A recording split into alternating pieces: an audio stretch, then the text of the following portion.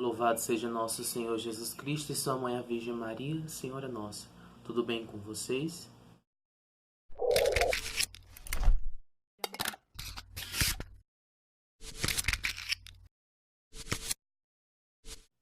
Então hoje nós vamos passar um pouco adiante da parte da tradição monástica e vamos começar a entrar na fase de ascese, né? Na parte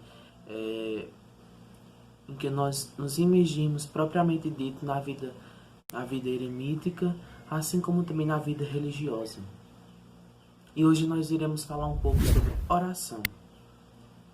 A oração na tradição da igreja ela é dividida em duas: oração vocal e oração mental. Sendo a oração mental ainda dividida em mais duas, que é a oração mental ativa e contemplativa. No que consiste a oração vocal? A oração vocal nada mais é do que aquela oração em que nós usamos os nossos lábios para proclamar a grandeza do Senhor. Seja ela a liturgia das horas, sejam terços, rosários, devoções particulares, ou seja, tudo aquilo que nós usamos da nossa boca para proclamar as grandezas do Senhor. Então isso é tido na tradição da igreja como oração vocal. E para a oração mental, né, para que nós possamos nos desligar das coisas terrenas e nos aprofundar no caminho de perfeição, nós precisamos usar dessa sese de oração mental, que é o que nos vai levar para uma comunhão mais perfeita com Deus. E a oração mental ela é dividida em duas, como eu já falei anteriormente, em oração ativa e oração contemplativa.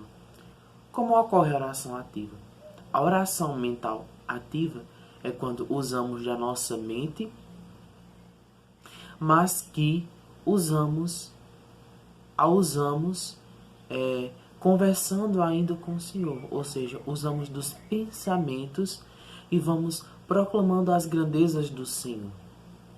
Então, nós não usamos a nossa boca, né? Deixa de ser uma oração vocal e passa a ser uma oração mental ativa quando usamos dos pensamentos para falar com Deus. Então, essa é a característica da oração mental ativa, ou seja, porque ainda estamos com o nosso raciocínio a falar com Deus. E a oração mental contemplativa? O que seria a oração mental contemplativa? A oração contemplativa é quando nós não usamos de palavras e nem usamos de pensamentos para orar.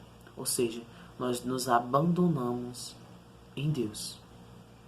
Nós nos abandonamos no mistério de Deus. Ou seja, não usamos de palavras, não usamos de pensamentos. Ou seja, calamos todos os nossos sentidos, calamos o nosso coração, calamos a nossa mente e calamos a nossa boca para nos colocar totalmente na presença de Deus.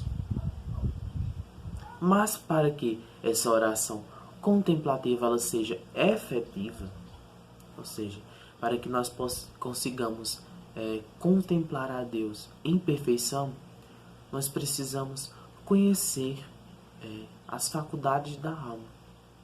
Ou seja, nós precisamos primeiro ter autocontrole do nosso corpo para chegar a esse degrau de perfeição. Claro que nós que estamos aí nas segundas ou terceiras moradas, né, como escreve a nossa santa doutora da igreja Teresa de Ávila, para nós carmelitas Teresa de Jesus, é um pouco dificultoso esse caminho, porque nós nos encontramos nesse combate espiritual com nossas próprias vaidades. Então nós que estamos aí emergindo nas segundas para as terceiras moradas, ou que já estamos nas terceiras moradas, né? As deploráveis terceiras moradas, né? Fica um pouco dificultoso por conta das nossas vaidades, né? Então, vamos explicar mais ou menos como é que acontece a oração contemplativa. Então, as faculdades da nossa alma, elas são entendidas por inteligência e vontade. Então, quando nós pecamos, né, quando nós temos a inclinação para a concupiscência original, que é a característica do pecado original, o que o pecado original deixou em nós, nós temos a tendência ao quê? A buscar as paixões, a buscar as vaidades e, consequentemente, os pecados. Então, para que a nossa oração contemplativa ela seja perfeita, nós precisamos estar com o estado de inteligência e vontade unidos.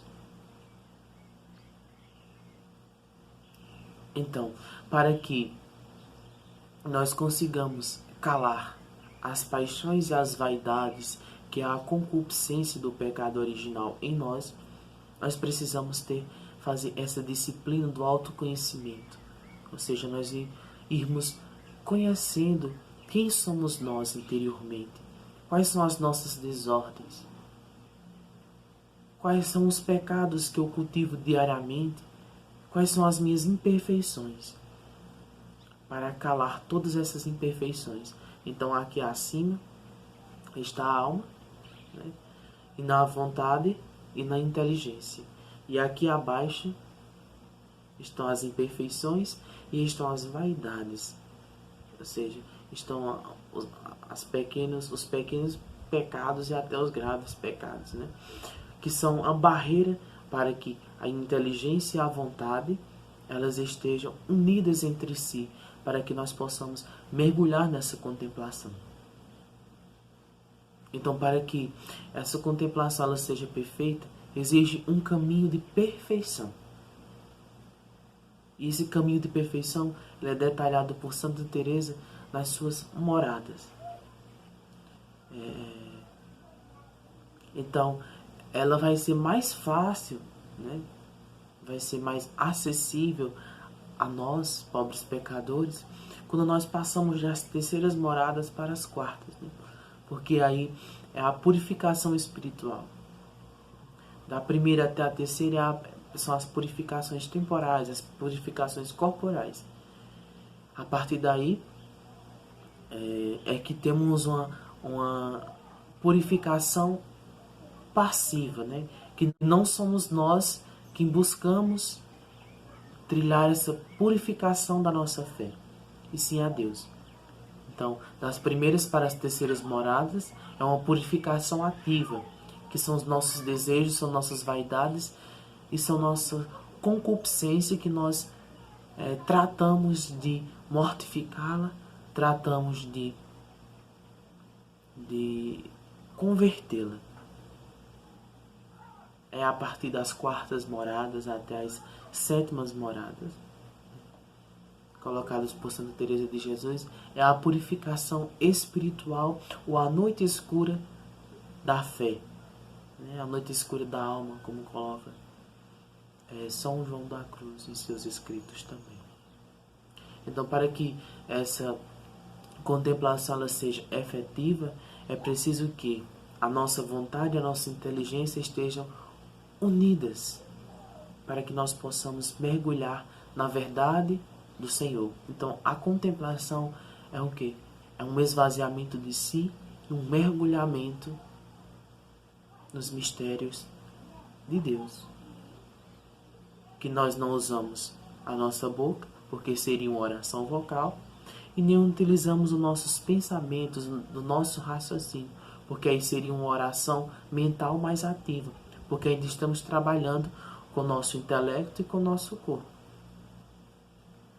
Mas a oração contemplativa é um abandono na verdade de Deus, que não precisa de raciocínio e que não precisa da nossa boca. Como diz São João da Cruz, entrei onde não soube e quedei-me não sabendo. toda ciência transcendente, ou seja, a contemplação transcende toda a natureza humana, toda a ciência. Então, eu espero que esse vídeo alcance o seu coração e que o bom Deus vos bendiga. Em nome do Pai, do Filho e do Espírito Santo. Amém.